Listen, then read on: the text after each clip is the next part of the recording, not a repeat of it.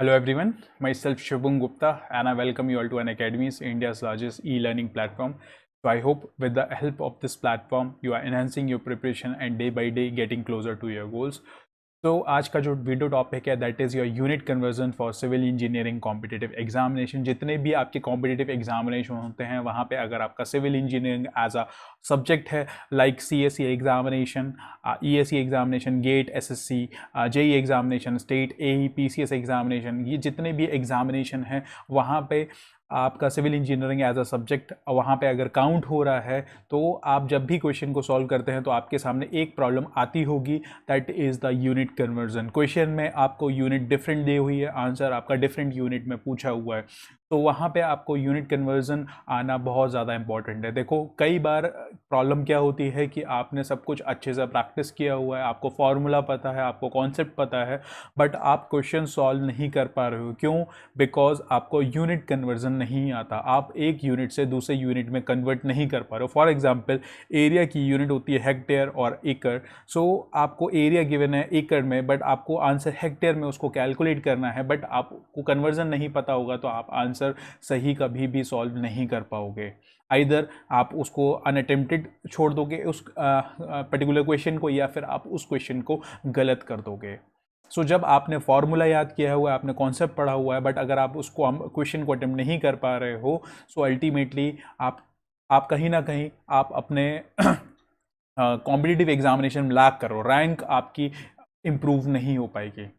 तो उस चीज़ को रेक्टिफाई करने के लिए ये एक वीडियो पर्टिकुलर मैं लेके आया हूँ। आई एम श्योर इस पर्टिकुलर वीडियो के बाद जो भी आपके डाउट्स थे रिलेटेड टू यूनिट कन्वर्जन वो क्लियर हो जाएंगे। आपको ज़रूरत हो तो आप इस पर्टिकुलर वीडियो से आप शॉर्ट नोट्स प्रिपेयर कर लीजिए, क्या क्या कन्वर्जन हो रहा है, किस यूनिट से किस यूनिट में कन्वर्जन करने के लिए आपको मल्टीप्लाई करना पड़ेगा, आपको प्लस करना पड़ेगा, डिवाइड करना पड़ेगा, ये सारी चीज़ आप नोट डाउन कर लीजिए।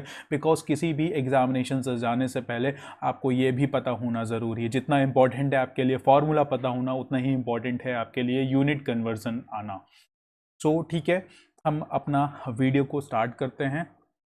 सो before starting this particular lecture series, here is a brief introduction of myself. You can just pause the video and have a look on it.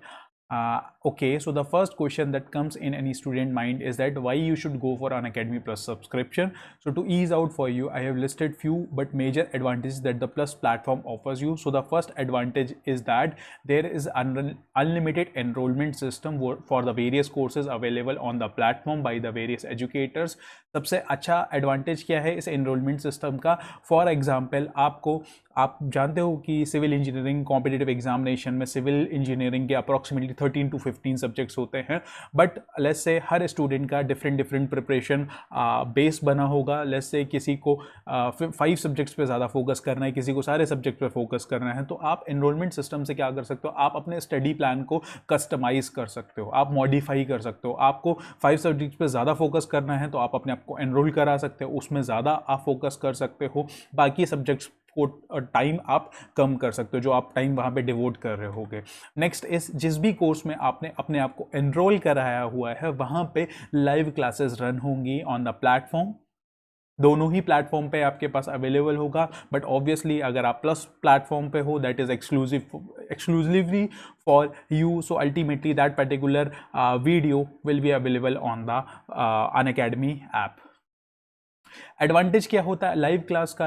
Advantage आपको ये मिलेगा कि आप इंटरेक्ट कर सकते हो टीचर से, एजुकेटर से ड्यूरिंग द क्लास। अगर आपको लगता है कि कोई डाउट है that needs to be clarified at that time, ठीक है, अगर आप उसके आगे नहीं समझ पाओगे, वो अगर जब तक वो जो पॉइंट है या फिर जो टॉपिक है वो आपको नहीं समझ में आया तो आप वो रिस्पेक्टिव डाउट पूछ सकते हो टीचर से। दूसरी चीज़ की बात करते हैं, लेट्स से किसी रीज़न की वजह से आप लाइव क्लास को अटेंड नहीं कर पाए। बहुत सारे रीज़न हो सकते हैं, ज़रूरी नहीं है कि हर स्टूडेंट जो है, हर एस्पिरेंट जो है वो केवल आपका प्रिपेयर कर रहा हो सकता है साथ के साथ आप जॉब कर रहे हो, आप साथ के साथ अपना पोस्ट ग्रेजुएशन कर रहे हो।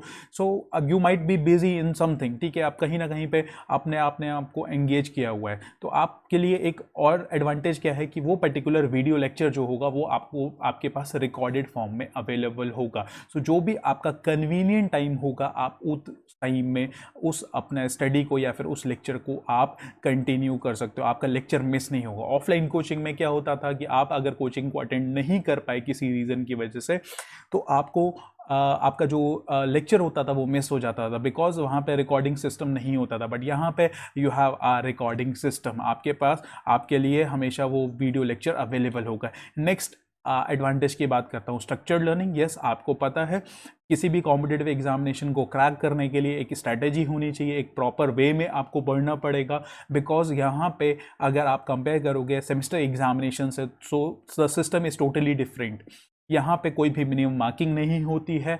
दूसरी चीज़, यहाँ पे डिपेंड करता है आपका कि आपके साथ वाले जो भी एस्पिरेंट हैं वो कैसा कंपटीशन दे रहे हैं। डिपेंड करता है कितनी नंबर ऑफ सीट्स हैं। सो सारी चीज़ें उस पर डिपेंड करेगी। Another thing is that negative marking होती है, तो आपको उसको भी कंसीडर करना पड़ेगा, वो भी एक बहुत बड़ा फैक्टर होता है। अनदर फैक्टर इज़ दैट जब सेमेस्टर एग्जामिनेशन होता है तो आपका एक सब्जेक्ट का एग्जामिनेशन सिंगल डे पे होता है, but in competitive examination 13 to 15 subject का एग्जामिनेशन आपका सिंगल डे में हो रहा है। सो उससे पहले, उस पर्टिकुलर एग्जामिनेशन से पहले आपको सारे का सारा सब्जेक्ट को रिवाइज करना पड़ेगा, उन सब्जेक्ट की नॉलेज आपको होनी चाहिए। सो it is very important. So plus platform में आपको पूरी थ्रू आउट द प्रिपरेशन आपको स्ट्रैटेजी मिलेगी कि इस तरीके से आपको अपनी प्रिपरेशन को शेप देना है, सो दैट अल्टीमेटली आपका एम क्या है, आपका एम है एग्जामिनेशन डे वाले दिन परफॉर्म करना। देखो बच्चों, आप प्रिपेयर करते हो किसी भी कॉम्पिटिटिव एग्जामिनेशन के लिए 6 month to 1 year का नॉर्मली जो ड्यूरेशन होता है वो इतना ही होता है, तो आप उतने टाइम के लिए प्रिपेयर आप कर रहे हो। लेकिन अगर आपने अपना 100% परफॉर्मेंस एग्जामिनेशन डे वाले दिन पे नहीं दिया, तो आपकी जो भी प्रिपरेशन है उसको क्या कंसीडर करते हैं, उसको हम वेस्ट कंसीडर करते हैं। बिकॉज आपका एम क्या था, कॉम्पिटिशन को क्रैक करना इन अ पर्टिकुलर ईयर। अगर आपने क्रैक नहीं किया तो आपकी प्रिपरेशन को वेस्ट कहते हैं। ठीक है, नो डाउट आपने नॉलेज गेन किया, आपने अगर पढ़ा है उसको 6 months से लेकर के 1 year तक, तो आपने नॉलेज गेन किया, लेकिन आप परफॉर्म नहीं कर पाए उस एग्जामिनेशन वाले दिन, तो उसका कोई मतलब रह गया, कोई मतलब नहीं रह गया। सो it is very important, very very important for you. Next advantage is that dedicated doubt session. Yes, जो भी लेक्चर रन हो रहे होंगे एक पर्टिकुलर सीरीज ऑफ लेक्चर के बाद आपके लिए डाउट सेशन कंडक्ट कराया जाएगा। डाउट सेशन क्यों कराया गया, देखो जब आप लाइव क्लास को अटेंड करते हो तो एजुकेटर आपको पढ़ा रहा होता है, तो आप उस टाइम पे क्या कर रहे हो, तो आप ग्रैस्प कर रहे होते हो। आपने ग्रैस्प किया, उसके बाद आपको सेकंड रीडिंग देनी है, आपको खुद से सेल्फ स्टडी करना है। जब आप सेल्फ स्टडी करते हो तो बहुत सारे ऐसे डाउट होते हैं जो आप जब पढ़ रहे थे उस टाइम पे आपको नहीं आए थे सामने, बट सेल्फ स्टडी के टाइम पे आपको डाउट वो अराइज होते हैं। सो उस डाउट सेशन में आप अपने डाउट हैं वो आप रेस्पेक्टिव एजुकेटर से क्लियर कर सकते हो। So this is the advantage of that. Next बात करते हैं एडवांटेज की, जो कि बहुत अच्छा एडवांटेज है, बहुत ही इंपॉर्टेंट है स्टूडेंट के लिए, that is free test series. Yes, जितना भी टेस्ट सीरीज़ होगा आपका प्लेटफॉर्म पे वो फ्री ऑफ कॉस्ट होगा आपके लिए, आपको उसके लिए कोई एडिशनल फ़ी पेमेंट नहीं करना है। इसका एडवांटेज क्या होता है, देखो आपको पता है कि आप किसी भी कॉम्पिटिटिव एग्जामिनेशन के लिए जा रहे हो तो आपको 100% प्रिपेयर करके जाना है। अगर आपने 100% प्रिपेयर नहीं किया है, so it is very difficult for you to achieve the desired goals. You know that negative marking भी होती है, और आपको वहाँ पे एग्जामिनेशन डे वाले दिन आपको टाइम बाउंड मैनर में क्वेश्चन को सॉल्व करना होता है, तो आपके पास टाइम भी कम होता है, आपको एक्यूरेसी भी मेंटेन करनी होती है। तो उसकी प्रैक्टिस के लिए सबसे बेस्ट क्या होता है, आप मॉक टेस्ट सीरीज़ को अटेम्प्ट करिए। जितने आप टेस्ट सीरीज़ लगाएंगे उतना ही बेटर आपको फ़ायदा मिलेगा, उतना ही बेटर एडवांटेज मिलेगा। क्या एडवांटेज मिलेगा, एक तो आपको पता चलेगा कि आप उस टाइम बाउंड मैनर में जब भी कोई क्वेश्चन को अटेम्प्ट कर रहे हो तो आपको मिस्टेक्स कहाँ पे हो रही है, कहाँ पे आप मिस्टेक्स कर रहे हो, तो आप उस मिस्टेक को आइडेंटिफाई कर सकते हो, देन उसको रेक्टिफाई कर सकते हो। बहुत इंपॉर्टेंट है मिस्टेक को आइडेंटिफाई करना। अगर आप ढंग से रूट कॉज नहीं समझोगे कि मिस्टेक कहाँ पे हो रही है तो आप उसको रेक्टिफाई नहीं कर पाओगे। तो once you have identified your mistake you can easily rectify it. आपने रेक्टिफाई कर लिया, ओके। दूसरी एडवांटेज की मैं बात करता हूं, जितना आप मॉक टेस्ट सीरीज लगाओगे, जितने भी आप क्वेश्चंस को सॉल्व करोगे बिफोर द एक्चुअल एग्जामिनेशन, उतना ही ज़्यादा आपको आइडिया लगेगा जो आपका एग्जामिनेशन आने वाला है। देखो बच्चों, जो भी मॉक टेस्ट सीरीज जो भी बनाता है, एजुकेटर बना रहा है या जो भी रिस्पॉन्सिबल पर्सन है जो उसको प्रिपेयर कर रहा है, वो क्या कंसीडर करता है, वो प्रीवियस ईयर क्वेश्चन को भी कंसीडर करता है और जो एक्सपेक्टेड क्वेश्चन होता है उसको भी वो कंसीडर करता है। सो ऑब्वियसली अगर आपने टेस्ट सीरीज लगाया हुआ है, so there is high high chance that approximately आपके 70 to 80% जो क्वेश्चंस होंगे आपके एक्चुअल एग्जामिनेशन में वो आपसे फेमिलियर होंगे। नो डाउट आपको सेम नहीं मिलेंगे क्वेश्चंस, बट हो सकता है सेम फॉर्मूले पे हो, सेम कॉन्सेप्ट पे हो, सेम थ्योरी पे हो। सो अगर आपको फैमिलियर क्वेश्चन मिलता है तो फैमिलियर क्वेश्चन मिलने से एडवांटेज क्या मिलेगा, आप कम टाइम में उसको सॉल्व कर पाओगे, बिकॉज आपको पता है कि उस क्वेश्चन को टारगेट किस तरीके से करना है, उसको किस तरीके से आपको सॉल्व करना है, मिस्टेक्स कम होगी आपकी। सो ये सारे एडवांटेजेस आपको मिल सकते हैं। So these are the advantages that the plus platform offers you. आपको क्या करना है, एक सिंगल सब्सक्रिप्शन परचेज करना है और ये सारे के सारे जो एडवांटेजेस हैं ये आपके एंड पे अवेलेबल हो जाएंगे। So what you need to do, just download the Unacademy learning app, get yourself subscribed, you need to choose your goal. Obviously if you are watching this video, your goal is GATE and ESE and you can use this for various other goals. बहुत सारे goals available हैं, like for you if you let's say you are preparing for CSE examination, for SSC examination, so बहुत सारे examination के goals वहाँ पे available है, आप choose कर सकते हो। so best duration की मैं बात करता हूँ या फिर मैं कहता हूँ most recommended duration, that is your 12 month and 24 month duration। दो जो होते हैं वो सबसे ज़्यादा इकोनॉमिकल भी होंगे और बेस्ट भी होंगे। 12 month duration किसके लिए बेस्ट होता है, लेट्स से आपने एक बार प्रिपेयर किया हुआ है बट उस प्रिपरेशन में आप अपने टारगेट को अचीव नहीं कर पाए थे, and then you are preparing for the second chance, आप सेकंड चांस दे रहे हो उस पर्टिकुलर एग्जामिनेशन में, सेकंड टाइम प्रिपेयर कर रहे हो, तो आपके लिए बेस्ट कौन सा होगा, that is your 12 month of duration. तो 12 मंथ ड्यूरेशन की जो प्राइसिंग रखी है वो कितनी है, दैट इज 25,000 रुपीज़। अगर आप इस प्राइसिंग को कंपेयर करोगे ऑफलाइन मोड से, तो वहाँ पे आप कितना स्पेंड कर रहे थे, वहाँ पे अप्रोक्सीमेटली आप 2.5 लाख रुपीज़ को स्पेंड कर रहे थे, including your tuition fees, including your fooding, including your accommodation. Because obviously हर कोई मेट्रो सिटी में नहीं रिसाइड कर रहा है, कुछ स्टूडेंट ऐसे होंगे, कुछ क्या मेजॉरिटी ऑफ स्टूडेंट ऐसे होते हैं जो दूसरे सिटी में ट्रैवल करते हैं, वहाँ पे रह करके ऑफलाइन कोचिंग को अटेंड करते हैं, तो आपका एक्सपेंडिचर अप्रोक्सीमेटली इतना आता है। और अगर आप यहाँ पे कंपेयर करोगे तो यहाँ पे प्राइसिंग कितनी है, that is 25,000 rupees, that is approximately 10% हो जाता है अप्रोक्सीमेटली। लेकिन अगर मैं एडवांटेज और बेनिफिट की बात करता हूँ तो यहाँ पे आपको एडवांटेजेस ज़्यादा मिल रहा है, आपको बेनिफिट, जितने भी कंस्ट्रेंट थे ऑफलाइन कोचिंग मोड के वो रिमूव कर दिए हैं। अगर आप जॉब कर रहे होते थे तो आप ऑफलाइन कोचिंग को अटेंड नहीं कर पाते थे। अगर आप कोई और डिग्री कर रहे हो, जैसे आप MBA कर रहे हो या फिर आप पोस्ट ग्रेजुएशन कर रहे हो, आप फिर कोचिंग को अटेंड नहीं कर पाते थे। बट यहाँ पे क्या है, what you need to have just a smartphone and internet connection, बस ये दो चीज़ आपको चाहिए। आप अपनी स्टडी को कहीं से भी रिज्यूम कर सकते हो, किसी भी लोकेशन पे आप, वो मैटर नहीं करता। तो दिस इज द कॉस्टिंग। इस पे भी आपको फर्दर डिस्काउंट मिल जाएगा, फ्लैट 10% डिस्काउंट मिल जाएगा if you use this code, that is SHUBHAM10, and after discount the pricing is 22,500 rupees. So this is the final pricing for 12 month of duration. अगर मैं बात करता हूं आपका 24 मंथ ड्यूरेशन की, तो यहाँ पे आपका इंक्रीमेंट कितना हुआ, दैट इज़ 1 ईयर एडिशनल आपको है, और आपको पेमेंट कितना करना है, दैट इज़ ओनली 5,000 रुपीज़। आपको एडिशनल 5,000 रुपीज़ पे करना होगा। यहाँ पे कॉस्टिंग है that is 30,000 rupees, and after this discount coupon code the costing is 27,000 rupees. तो बात करते हैं 24 मंथ ड्यूरेशन का जो आपका सब्सक्रिप्शन है, ये बेस्ट किसके लिए होता है, this is best for the first time preparation student, जो भी फर्स्ट टाइम प्रिपेयर कर रहा है, जो भी फर्स्ट टाइम एस्पिरेंट है, उसके लिए बेस्ट है। फॉर एग्जांपल आप थर्ड ईयर के स्टूडेंट हो या फिर आप फाइनल ईयर के स्टूडेंट हो, तो आप 24 मंथ ड्यूरेशन वाले प्लान को आप चूज़ कर सकते हो। थर्ड ईयर स्टूडेंट के लिए तो बहुत अच्छी अपॉर्चुनिटी है जो कि आपका गेट ने दिया है, बिकॉज आप गेट एग्जामिनेशन को 2 बार ही लिख रहे होगे, एक बार थर्ड ईयर में और दूसरा आप फोर्थ ईयर में।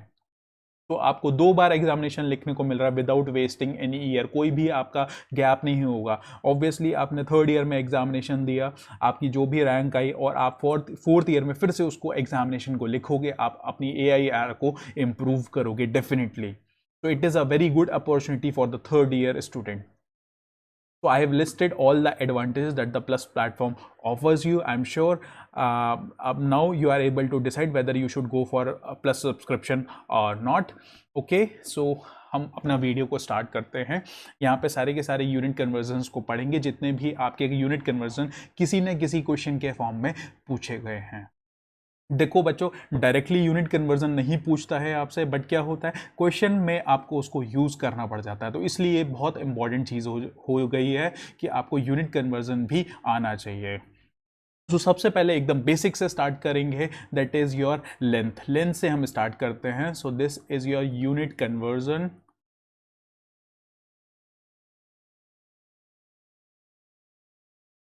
सो फर्स्ट मैं बात करता हूं आपका लेंथ की units.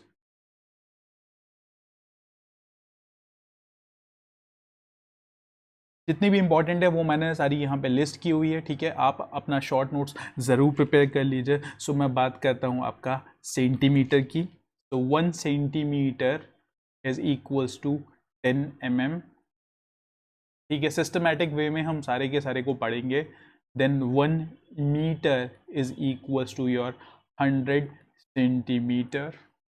Then your 1 kilometre is equals to your 1000 metre. Then बात करते हैं आपका 1 माइल। 1 माइल, ठीक है। बहुत बारी क्वेश्चन में ज़रूरी नहीं है कि आपको किलोमीटर के फॉर्म में दिया हो सकता है आपको टफ करना है, कंपटीशन इंक्रीज हो रहा है तो वो माइल के फॉर्म में देते हैं। और आपसे वेलोसिटी कैलकुलेट करने को बोल रहा है, वेलोसिटी पूछी हुई है आपकी मीटर पर सेकेंड में। तो अगर आपको माइल से किलोमीटर या फिर मीटर में कन्वर्जन नहीं आएगा तो आप उसको कन्वर्ट नहीं कर पाओगे। सो 1 mile is your 1.609 kilometre. This is the distance, ये आपका डिस्टेंस होता है, क्लियर। अब मैं बात करता हूं आपका नॉटिकल माइल की। नॉटिकल माइल, अब ये नॉटिकल माइल शब्द आपने कहाँ पे सुना हुआ है? ये नॉटिकल माइल जनरली आपके जो मरीनर्स होते हैं, जो भी शिप सेलर्स जो होते हैं या फिर आपके जो पायलट्स होते हैं वहाँ पे यूज़ करते हैं। डिस्टेंस को वहाँ पे आपका किस में मेज़र करते हैं? That is your nautical mile. Nautical mile में करते हैं। 1 nautical mile is equals to that is 1.852 kilometre.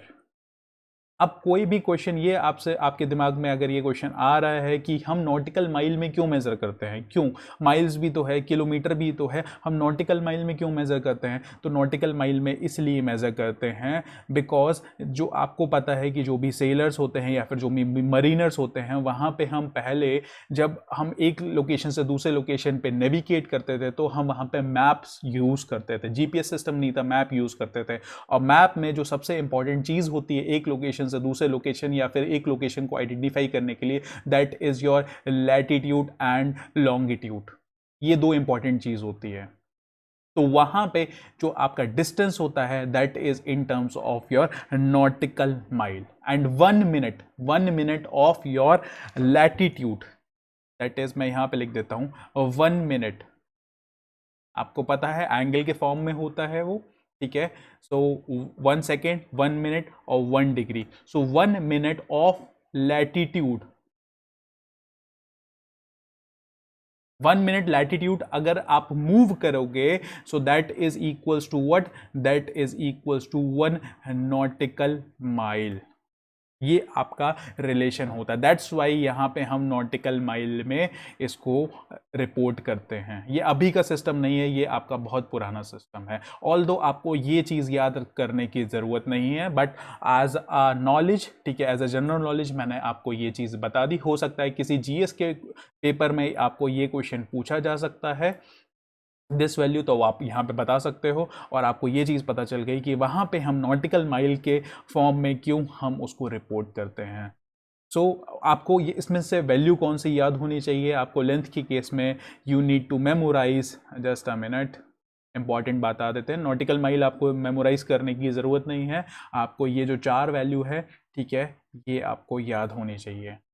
आपको याद नहीं है तो इसको आप नोट डाउन करके रख लीजिए, किसी भी पेपर में लिखिए और जहाँ पे आप स्टडी करते हो टेबल पे उसको आप नोट डाउन करके लिख लीजिए। ऑब्वियसली सेंटीमीटर, मीटर और किलोमीटर वाला कन्वर्जन सबको आता है। जनरली जो 1 माइल से किलोमीटर है वो कन्वर्जन बहुत सारे लोगों को हो सकता है नहीं याद हो, तो आप यहाँ से उसको याद कर सकते हो। ये हो गया आपका लेंथ का। अभी लेंथ का पूरा खत्म नहीं हुआ है और बात करते हैं आगे। सो आ गया आपका यार्ड। 1 यार्ड, 1 यार्ड की बात करते हैं, इंडिया में जो जनरली जो मेजरमेंट होता है आपका सेंटीमीटर, मीटर, किलोमीटर में ही होता है, बट क्वेश्चन का कोई भरोसा नहीं है। आपका क्वेश्चन में यार्ड के फॉर्म में दे दिया तो आपको सॉल्व करना पड़ेगा, वहाँ पे आप ये चीज़ नहीं बोल सकते हो कि नहीं हमें इस यूनिट में तो हमें आता ही नहीं, आपको दूसरे यूनिट में देना पड़ेगा। So that is not the choice, तो आपको वैल्यू पता होना चाहिए। सो 1 यार्ड इज़ योर 3 फीट। ठीक है, अब मैं बात करता हूं आपका 1 इंच। 1 इंच, इंच पे भी क्वेश्चन आया हुआ है, आपका यार्ड पे भी क्वेश्चन आया हुआ है। So 1 inch in centimetre terms is your 2.54 centimetre. This is very important, ये बहुत इंपॉर्टेंट है, ये आपको होना चाहिए, बिकॉज कई बारी जो होता है आपका प्रेशर जो होता है वो आपका PSI की टर्म्स में दिया होता है, और वहाँ पे आपको अगर आंसर सेंटीमीटर या मीटर के टर्म्स में पूछा हुआ है तो वहाँ पे आपके लिए प्रॉब्लम हो जाएगी। So it is very important for you. 1 inch is equal to 2.54 centimetre. बस जो रिलेशन मैं लिख रहा हूँ वही आपको याद रखना है। अगर मैं इसी को मीटर से भी रिलेट कर दूं लेकिन वो आपके मेमोराइज करने के लिए डिफिकल्ट हो जाएगा, बिकॉज आपको इंच और सेंटीमीटर में रिलेशन पता है, तो ऑटोमेटिकली अब आप इसको मीटर में भी कर सकते हो, आप इसको किलोमीटर में भी कन्वर्ट कर सकते हो, वो आपके लिए ईजी है। नेक्स्ट मैं बात करता हूं 1 फीट की। 1 फीट की बात करता हूं। सो 1 feet includes your 12 inches. I am sure ये तो सबको ही पता होगा, बिकॉज जो हम हाइट मेजर करते हैं आइदर वो सेंटीमीटर में मेजर करते हैं या फिर फीट एंड इंचेस में उसको मेजर करते हैं। So 1 feet is equal to 12 inch. दूसरा मैं बात करता हूँ मीटर टू नैनोमीटर, यह आपका सॉइल में आ जाता है। ठीक है, सो 1 मीटर को अगर आपको कन्वर्ट करना है नैनोमीटर में, so this is 10 to the power 9 nanometre. 1 metre में आपके 10 टू द पावर 9 नैनोमीटर आपको मिलेंगे। देन माइक्रोमीटर की बात करते हैं। 1 metre is equals to 10 to the power 6 micrometer.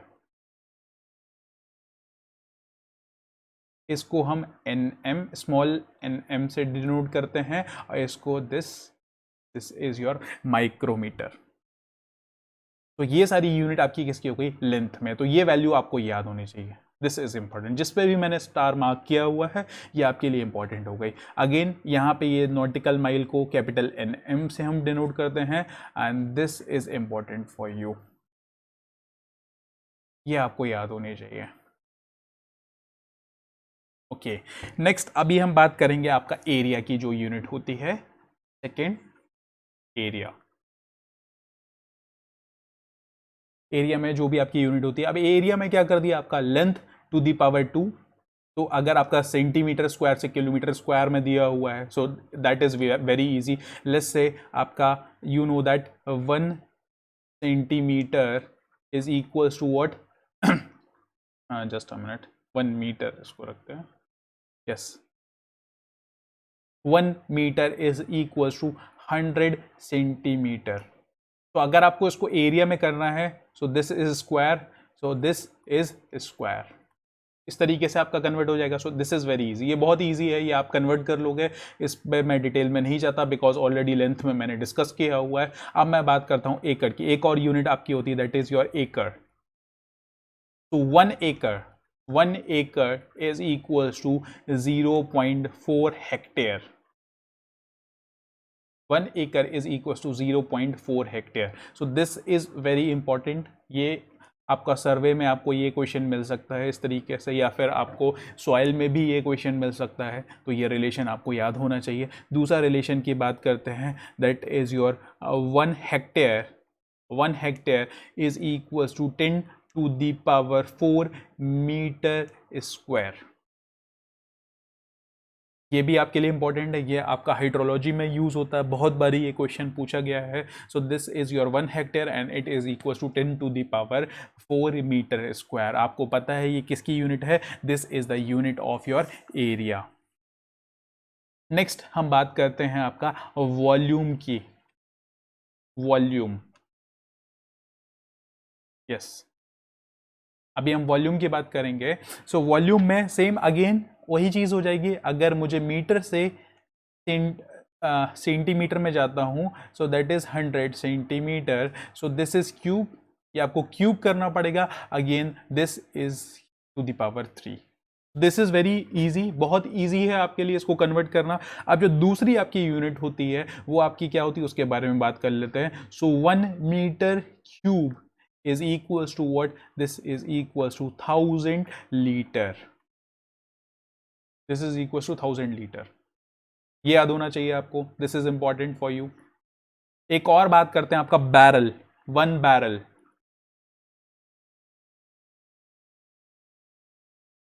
One barrel. This is equals to 159 liter. This is approximate value. 158 point something होता है, तो उसको मैंने राउंड ऑफ किया हुआ है टू ईज आर कैलकुलेशन. तो this is 1 barrel is equal to 159 litre.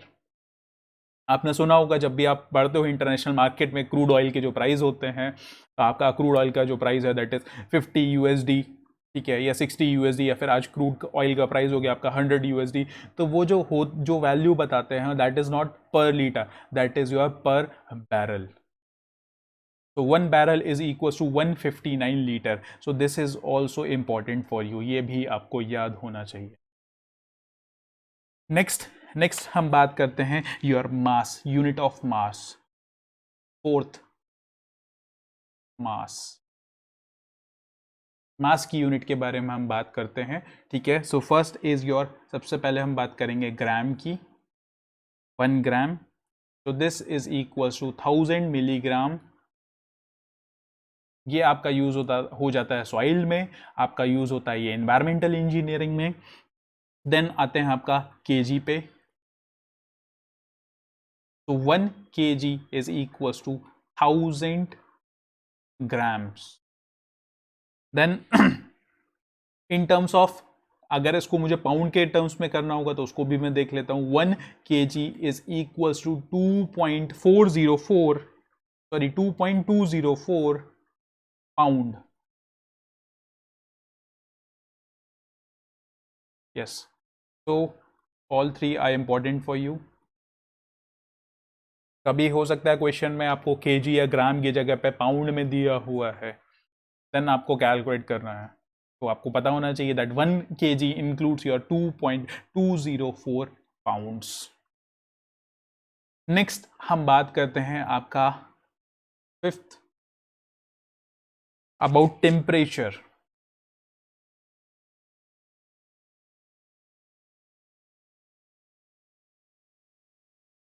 Yes, temperature के बारे में हम बात करते हैं. सो टेम्परेचर का जो यूनिट कन्वर्जन होता है वो थोड़ा सा डिफरेंट होता है. वो आपको जो आपका फॉर्मूला है वो याद होना चाहिए. सो 0 degree centigrade. So your 0 degree centigrade in terms of Kelvin. So this is your 273.1515, just a minute, okay, 15 Kelvin ये होता है. और दूसरा आपका क्या होता है 0 डिग्री सेंटीग्रेड. अगर आपको फ़ारेनहाइट में करना है, so this is your 32 Fahrenheit.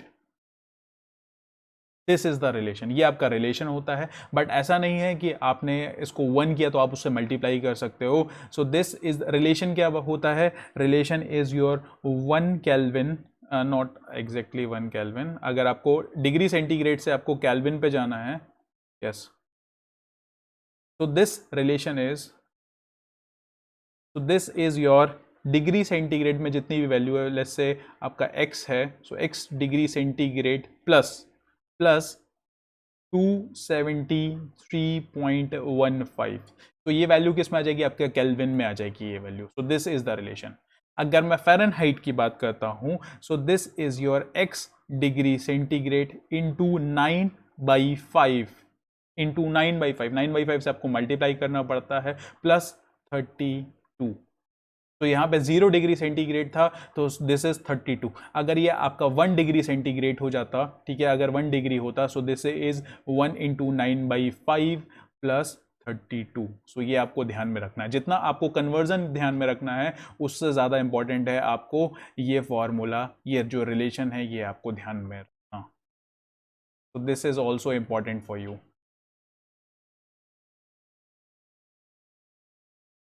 Next हम बात करते हैं your sixth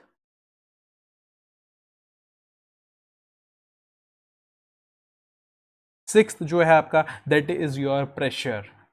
very important, specially in fluid mechanics. Fluid mechanics के केस में आप बहुत बारी आप बच्चे फंस जाते हैं कि यूनिट कन्वर्जन क्या यूज़ करना है वहाँ पे. सो वहाँ पे आपका दिया हुआ है. So this is what pressure per unit area. Pressure per unit area के टर्म्स में होता है. सो सबसे इंपॉर्टेंट जो इसकी यूनिट होती है that is your pascal. So 1 pascal is equals to 1 newton per metre square. Pascal is what? Unit of pressure, and this Newton is what? Force. This is force. M square is your area. So this pressure is equals to force per unit area. Clear. अगर आपको unit conversion में दिक्कत हो रही है तो आपको formula पता होना चाहिए, तो आप फॉर्मूले से कैलकुलेट कर सकते हो इजीली. ये अगर आपको यूनिट कन्वर्जन आता होगा तो आप डायमेंशन एनालिसिस में भी आपको ये चीज़ हेल्प कर देता है. नेक्स्ट हम बात करते हैं आपका यस 1 किलो पास्कल की kPa. ये भी आपको बहुत बारी मिल जाता है. So 1 kilo pascal is your 10 to the power 3 pascals. तो this is also important. Next हम बात करते हैं आपका बार की. प्रेशर आपको कई बार बार में मिल जाएगा, 1 बार. ठीक है, इस तरीके से आपको मिल जाता है. So 1 bar is equals to 10 to the power 5 pascals. 1 bar pressure is equals to 10 to the power 5 pascals. Next हम बात करते हैं 1 न्यूटन पर mm स्क्वायर की. ठीक है, यहाँ पे मीटर स्क्वायर था and this is newton per mm square. This is also equals to 1 MPa. इसको इस चीज से भी डिनोट करते हैं. And this is equals to what? This is equals to 10 to the power 6 newton per metre square. आपने क्या किया है, यहाँ पे मीटर की जगह पे आप mm में कन्वर्ट करोगे तो अल्टीमेटली क्या आ जाएगा, आपको मिल जाएगा 10 to the power 6. तो ये आपका रिलेशन हो गया. दूसरा रिलेशन की बात करते हैं 1 GPa giga pascal. So GPa is equals to what? 10 to the power 3 MPa mega pascal. Yes, ये भी इंपॉर्टेंट है. सॉइल मैकेनिक्स में आपको दिख जाएगा, आपको स्ट्रक्चर स्ट्रेंथ ऑफ मैकेनिक्स में भी आपको ये रिलेशन मिल जाएगा, आपको जहाँ पे ज़रूरत पड़ेगी इस रिलेशन की. ठीक है, नेक्स्ट हम बात करते हैं योर एटमॉस्फेरिक प्रेशर. प्रेशर आपका ATM के टर्म्स में भी आता है. So 1 ATM atmospheric pressure 1 ATM and this is equals to 1 point that is 013 bar. 1.013 bar. And this is also equal to, अगर आप इसको वाटर के हाइट में कन्वर्ट करते हो, so this is equal to 10.3 metre height of water column.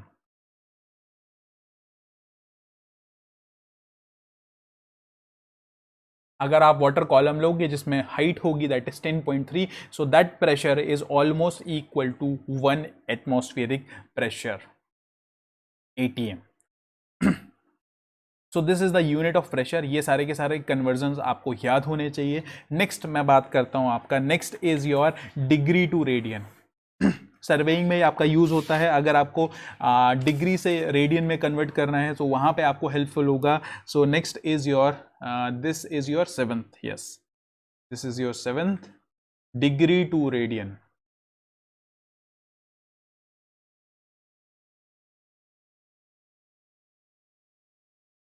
बहुत simple सा relation है. सो 1 डिग्री, अगर आपको डिग्री से रेडियन में कन्वर्ट करना है, so this is equals to that is your 180 divided by pi into radian.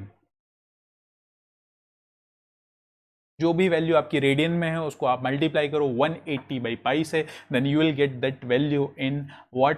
In your degree. आपको डिग्री में वो वैल्यू मिल जाएगी. नेक्स्ट हम बात करते हैं आपका 8th that is your weight. हाँ, बट बड़ा अच्छा राइम कर रहा है। 8 that is your weight. Poor joke I know. तो this is your weight. Weight के टर्म्स में हम बात करते हैं, उसकी यूनिट के बारे में बात करते हैं। सो फॉर्मूला क्या होता है बेसिक वेट का? Weight is equals to mg, mass into gravity. तो वेट की जो यूनिट होती है that is similar to the unit of what? Force. Force के टर्म्स में हम बात करते हैं तो इसकी यूनिट आपको मिलती है इन टर्म्स ऑफ न्यूटन। न्यूटन के टर्म्स में मिलती है। सो 1 न्यूटन, तो 1 न्यूटन इज इक्वल्स टू, ठीक है, उसको हमको कन्वर्ट करना पड़ेगा। So this is what? This is your KG, mass आपका केजी में हो गया, और gravity, so this is your KG metre per second square. एक रिलेशन आपको यहीं से मिल गया, 1 Newton force is equals to KG metre per second square. तो ये आपको रिलेशन याद होना चाहिए। This is also important for you. ये सच में बहुत ज़्यादा इंपॉर्टेंट है ये रिलेशन। बहुत सारे क्वेश्चंस में इसका यूज़ होता है, स्पेशली अगर मैं बात करता हूँ आपका फ्लूइड मैकेनिक्स के अगर क्वेश्चंस है तो वहाँ पे बहुत इंपॉर्टेंट है ये रिलेशन आपके लिए। नेक्स्ट मैं बात करता हूँ आपका 9th is your viscosity. Next step में हम करते हैं उसको विस्कोसिटी। यस, तो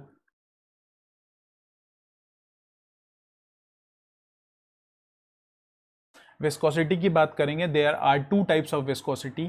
तो फर्स्ट हम बात करेंगे that is your dynamic viscosity.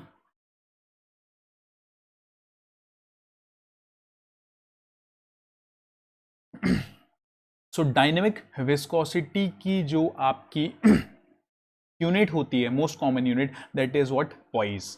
वो होती है पॉइज। सो 1 पॉइज, सबसे पहले हम बात करेंगे आपका पॉइज की। So that is your 1 poise is equals to what? 0.1 Newton second per meter square. This is also unit of dynamic viscosity. ये भी आपकी dynamic viscosity की यूनिट है। Very easy to memorize. दूसरा क्या है? दूसरा है आपका this is also equals to, that is 0.1 kg। आप इसको कन्वर्ट कर सकते हो। अभी आपने क्या कन्वर्ट किया था? न्यूटन को कन्वर्ट किया था आपने किस में? न्यूटन को, that is KG metre per second square में कन्वर्ट किया था। अभी यहाँ पे पुट कर दो आपको, ठीक है, into second divided by metre square. तो ये कितना आ गया? This cancel out, this cancel out, so KG per metre second. So this is your KG per metre second. देखा, अभी आपने देखा, आपको यूनिट कन्वर्जन किसका पता था? आपको फोर्स का, वेट का पता था, तो आपने यहाँ पे उसको पुट करके आपने डायनेमिक विस्कोसिटी को भी कैलकुलेट कर लिया। So 1 poise is equals to 0.1 newton second per metre square. केवल आप एक याद कर लो, ऑटोमेटिकली ये कैलकुलेट हो जाएगा, बिकॉज आपने वेट के लिए तो याद किया ही हुआ है। नेक्स्ट मैं बात करता हूं आपका second, that is your kinematic viscosity.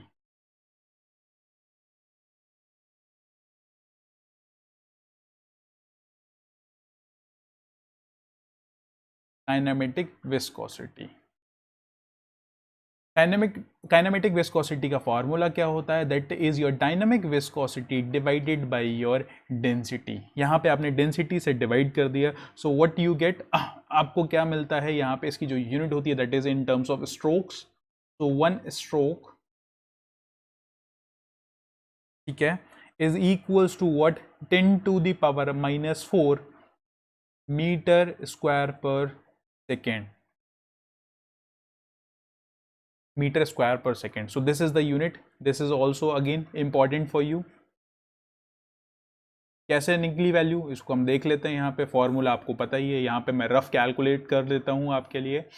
So just a minute, yes, तो ये वैल्यू आपको पता थी, that is your KG metre second. यहाँ पे आपने डेंसिटी से डिवाइड किया, density is your KG per metre square, so this is KG into, sorry, KG per metre cube, so this is metre cube. तो this cancel out, this cancel out, what you get, metre square per second. तो ये आपका value हो गया। और दूसरी unit क्या होती है आपकी, स्ट्रोक्स होती है। सो ये यहाँ पे रिलेशन आपको गिवन है, one stroke is equals to what, is equals to 10 to the power minus 4 metre square per second. तो बहुत बारी क्वेश्चन में आपको सिंपल इतना दिया होगा that the kinematic viscosity, sorry that the viscosity is, कोई भी एक वैल्यू दे देगा, विस्कोसिटी इज सी स्ट्रोक। सो आपको पता है कि यूनिट स्ट्रोक दिया हो तो अल्टीमेटली बोल क्या रहा है, दैट इज काइनेमेटिक विस्कोसिटी। बहुत सारे क्वेश्चन ऐसे हैं जहां पे आपको वो स्पेसिफाई नहीं करता that the given viscosity is dynamic और काइनेमेटिक। तो आप आइडेंटिफाई कैसे करते हो, आप यूनिट की हेल्प से आइडेंटिफाई करते हो। तो अगर मीटर स्क्वायर पर सेकेंड दिया हुआ या स्ट्रोक दिया हुआ, so obviously that is kinematic viscosity. या फिर अगर आपका पॉइस के टर्म्स में दिया हुआ है, या फिर Newton second per metre square के टर्म्स में दिया हुआ है, और केजी पर मीटर सेकेंड के टर्म्स में दिया हुआ है, so that is your dynamic viscosity. Next question, sorry next point की हम बात करते हैं, that is your energy. Next, so this is your 10th I guess, yes 10th, that is your energy.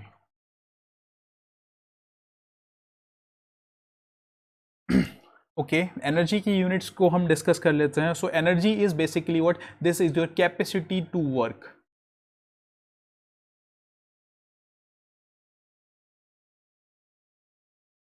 This is your capacity to work.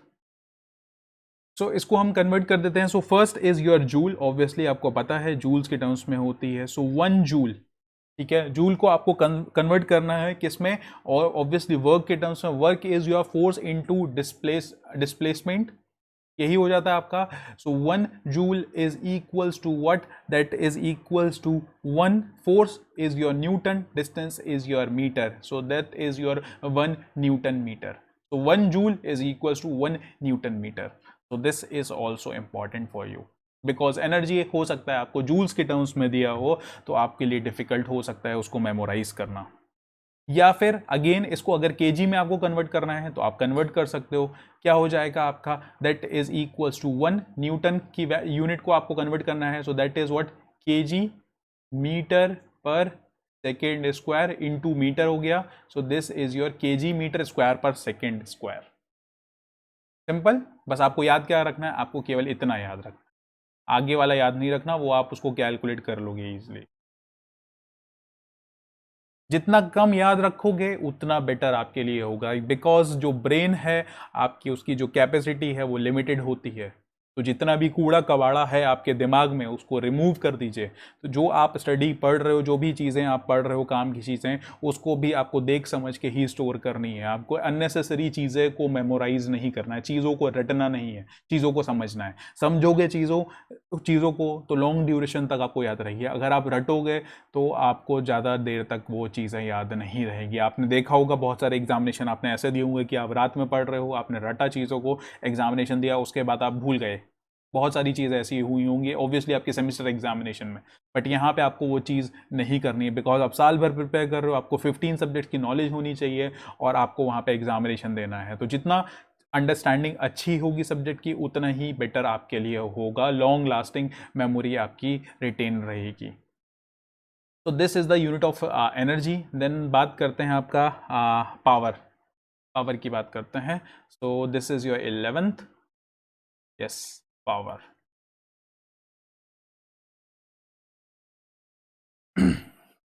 Power के बारे में बात करेंगे। So it is the rate at which work is done, rate at which,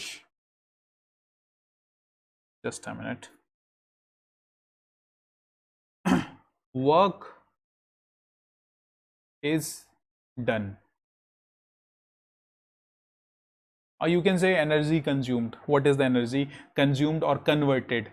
You can say it to be energy converted.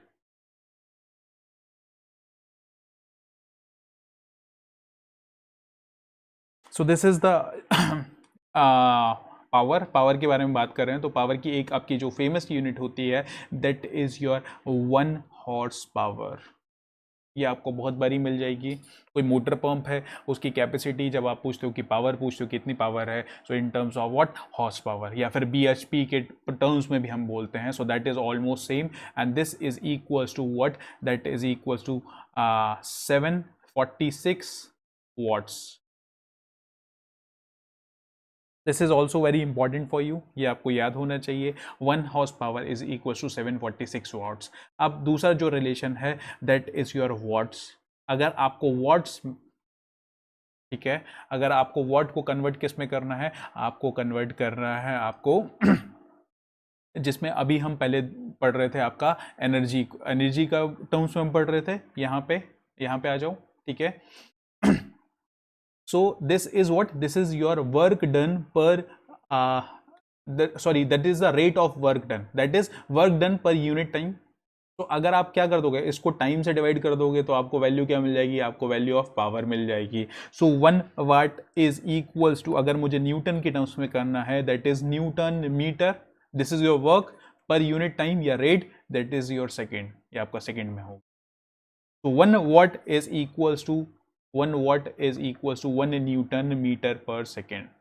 इसी को अगर आपको kilometre में कन्वर्ट करना होगा, सॉरी केजी में आपको कन्वर्ट करना होगा, so this is again easy for you. So this is KG metre square per second cube, ये आपका रिलेशन हो जाएगा। बट आपको याद कितना रखना है, आपको केवल इतना वैल्यू याद रखना है, दैट्स इट। और आपको ये मेमोराइज करना है obviously. 1 horse power is equals to what, that is your 746 watts. और वॉट से लेकर के आपको न्यूटन मीटर पर सेकेंड में आपको कन्वर्जन पता है। एंड आपको डायरेक्टली अब आप क्या कर सकते हो, आपको KG metre square per second cube से अगर आपको हॉर्स पावर में जाना है तो आप जा सकते हो। अगर आपसे पूछता है फॉर एग्जांपल पावर का, आपसे डायमेंशन पूछा, जब डायमेंशनल एनालिसिस करते हैं वहाँ से आपसे पूछते हैं कि पावर की डायमेंशन क्या होगी, सो उस केस में आप हॉर्स पावर्स के टर्म्स में आप नहीं बता सकते। तो अगर आपको यूनिट कन्वर्जन आता होगा तो आप आइडेंटिफाई कर लोगे, okay this is your KG, this is your metre and this is in your time. So इसकी यूनिट, इसका डायमेंशंस क्या हो जाएगा, so KG is in your mass, length L square and T minus 3। तो आपने बता दिया, तो इस तरीके से आप किसी का भी बता सकते हो। लेकिन अगर आपको पता होगा कि पावर तो आपका वॉट में होता है या फिर हॉर्स पावर में होता है, लेकिन आप उसको कन्वर्ट नहीं कर पा रहे हो, सो अल्टीमेटली ये भी आप उसको कैलकुलेट नहीं कर पाओगे। तो it is very important for you, ये आपके लिए बहुत इंपॉर्टेंट चीज़ हो जाता है। तो जितना भी मैंने यूनिट कन्वर्जन डिस्कस किया, इतना ही यूनिट कन्वर्जन आपका ऑलमोस्ट आपके हर कॉम्पिटिटिव एग्जामिनेशन में आता है क्वेश्चन के फॉर्म में। तो आपको ये पता होना चाहिए। मैं फिर से बता रहा हूँ कि डायरेक्टली क्वेश्चन ऐसा नहीं आएगा कि हॉर्स पावर को आप वॉट में कन्वर्ट करना है या फिर हॉर्स पावर को आपको न्यूटन मीटर पर सेकेंड में कन्वर्ट करना है। बट वहाँ पर आपको जब क्वेश्चन सॉल्व कर रहे होगे तो उस केस में आपको यूनिट कन्वर्जन का बहुत ही इंपॉर्टेंट रोल होता है। फॉर एग्जाम्पल आपसे पावर कन्वर्ट करने को बोला या कैलकुलेट करने को बोला, और वहाँ पे आपका कैलकुलेशन हो रहा है आपका न्यूटन मीटर पर सेकंड में, बट आपसे आंसर जो पूछा हुआ, ऑप्शन जो गिवन है आपके पास, वो हॉर्स पावर में गिवन है, वॉट्स में नहीं गिवन है। तो आपको क्या, आपको कन्वर्जन पता होना चाहिए।